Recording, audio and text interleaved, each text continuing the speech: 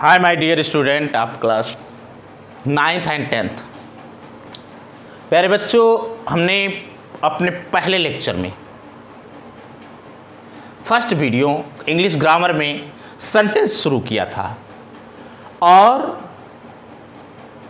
दूसरे में सेंटेंस का पार्ट 2।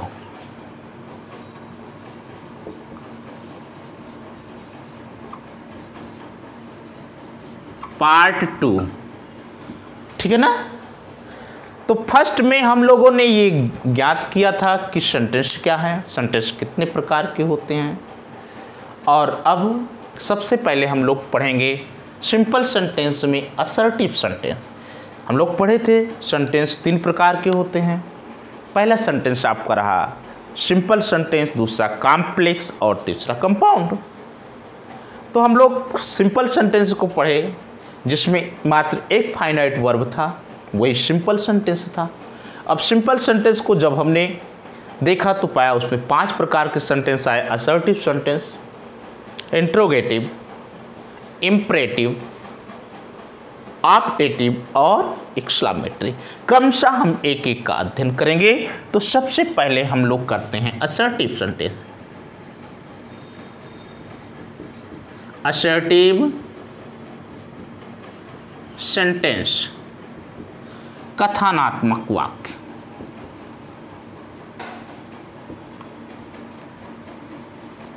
बच्चों नोट करिएगा,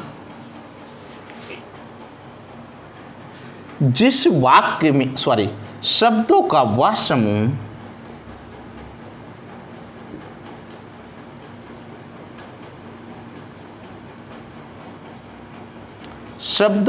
समूह जिसमें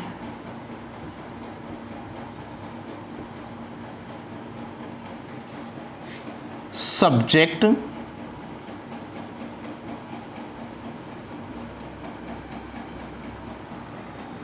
वर्ब,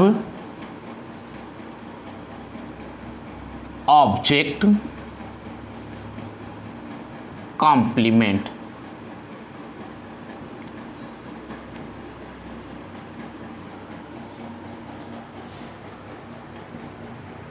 अदर, फुल स्टॉप,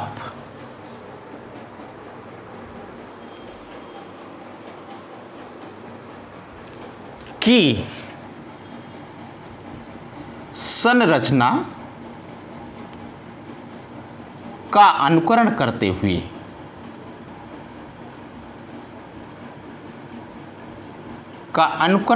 हुए कुछ भी का अनुकरण करते हुए शब्दों का वह समूह जिसमें subject, verb, object, complement plus other plus full stop की संरचना का अनुकरण करते हुए भावपूर्ण कथन कहा जाए। भावपूर्ण कथन प्रस्तुत किया जाए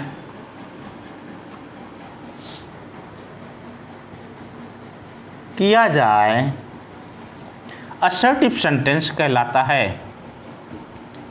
असर्टिव सेंटेंस कहलाता है, ठीक ना। ध्यान ये देना है कि जो असर्टिव सेंटेंस होते हैं उसमें पहले सब्जेक्ट आता है, फिर उसके बाद उसका वर्ब आता है, फिर ऑब्जेक्ट आता है, फिर कॉम्प्लीमेंट आता है, फिर अन्य चीज़ें आ जाती हैं, फिर उसके बाद फुल स्टॉप आ जाता है। कोई साधारण सी बात कही जाती है, भावपूर्ण कथन प्रस्तुत किया जाता है। जैसे I am reading a book now, full stop. A black crow is sitting on the tree.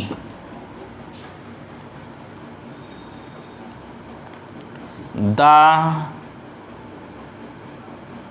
new books on the table is mine. ये 3 सेंटेंस आपके सामने प्रस्तुत किए गए।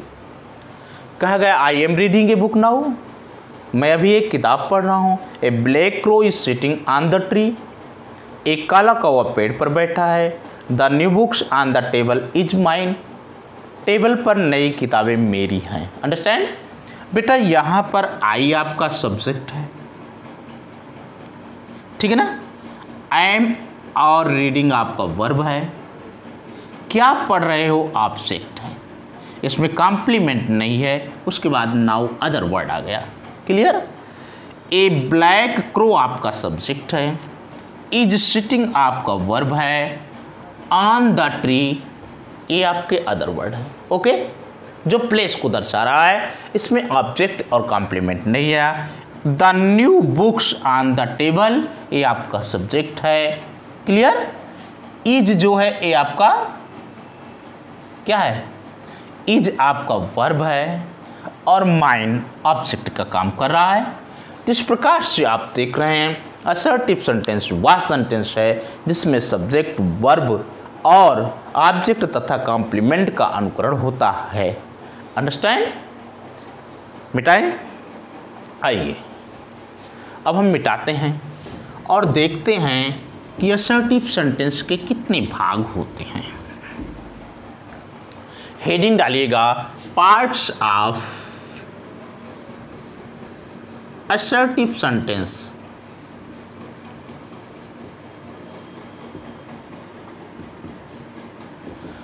अभी बेटा आप देखेंगे कि असर्टिव सेंटेंस 2 प्रकार के भी होते हैं, एक अफर्मेटिव और दूसरा नेगेटिव। हम लोग चर्चा कर लेंगे, ठीक है ना।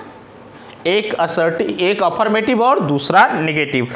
अफर्मेटिव वे सेंटेंस होते हैं जिसमें किसी कथन को स्वीकार किया जाता है, और नेगेटिव वे होते हैं जिसमें किसी कथन को इनकार किया जाता है।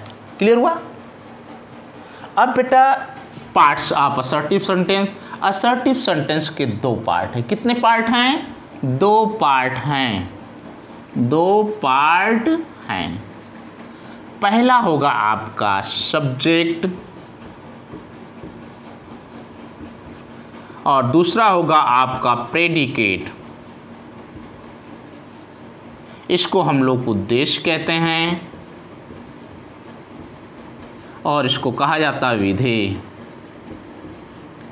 Subject and predicate. क्लियर हुआ। नोट करिएगा, किसी वाक्य में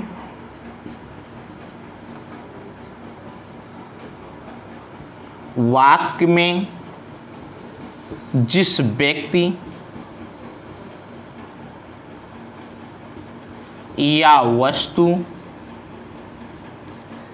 के बारे में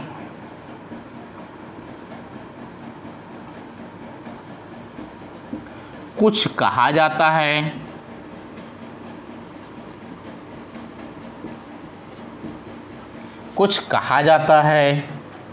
वही व्यक्ति या वस्तु उद्देश्य कहलाता है।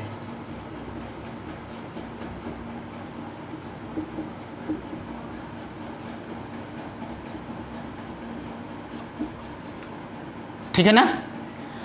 किसी वाक्य में जिस व्यक्ति या वस्तु के बारे में कुछ कहा जाता है वही व्यक्ति या वस्तु उद्देश्य होता है। क्लियर। उद्देश्य नीचे लिखिएगा लाइन चेंज करते हुए। उद्देश्य के बारे में जो कुछ भी कहा जाता है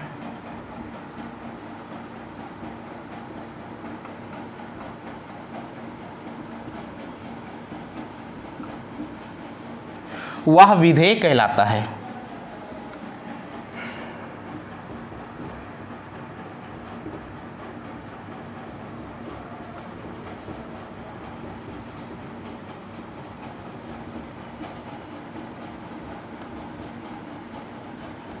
ओके। उद्देश्य के बारे में जो कुछ भी कहा जाता है वह विधेय कहलाता है। और जिस वाक्य में, किसी वाक्य में जिस व्यक्ति या वस्तु के बारे में कुछ कहा जाता है वही व्यक्ति या वस्तु सब्जेक्ट होता है। अब हम मिटाएंगे, लीजिए examples.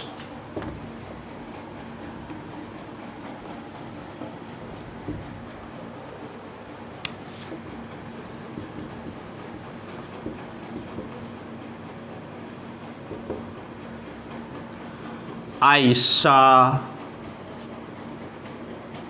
an old man. A hen is sitting on the table. The red cow is grazing in the field. Clear? The long man in the chair is my principal. ध्यान दीजिएगा, ये उदाहरण हुए आपके। बेटा जिस किसी वाक्य में जिस व्यक्ति या वस्तु के बारे में बात की जाए वही सब्जेक्ट होता है। I saw an old man, ठीक ना, I saw,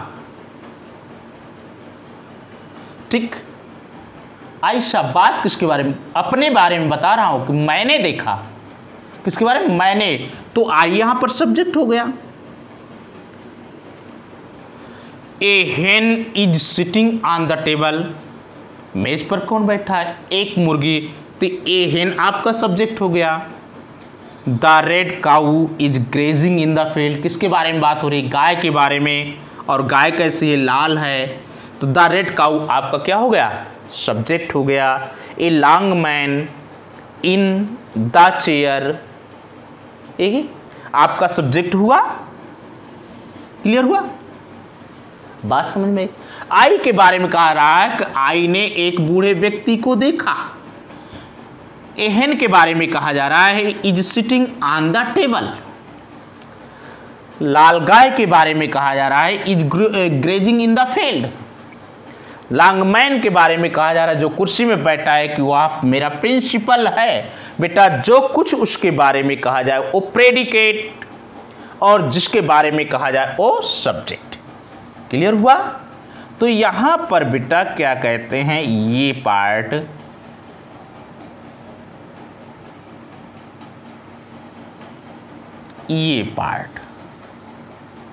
आपका बना सब्जेक्ट, और शेष बचा पार्ट बना आपका प्रेडिकेट। एक नई चीज आपके सामने आई होगी, आप देख रहे हैं आई के बाद सा वर्ब है, हेन के बाद इज आपका वर्ब है, काउ के बाद इज वर्ब है, चेयर के बाद इज वर्ब है। इसका मतलब हुआ कि वर्ब के पूर्व का भाग, वर्ब के पूर्व का भाग सब्जेक्ट होता है।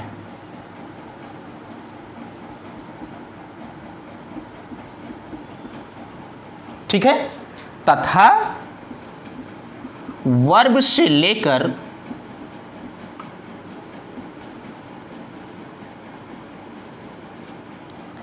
पीछे तक का भाग